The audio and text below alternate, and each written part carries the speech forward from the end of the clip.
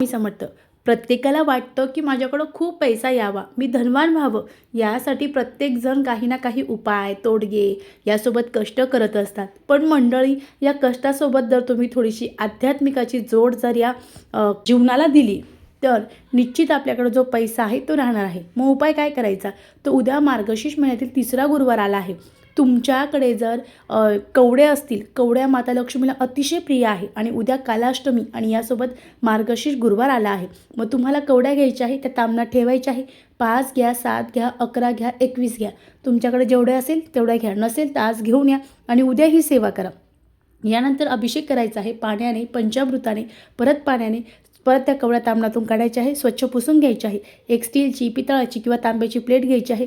त्यात आपल्याला थोडेसे तांदूळ टाकायचे आहे आणि त्यानंतर त्या ज्या कवड्या आहेत त्यावर ठेवायच्या आहे.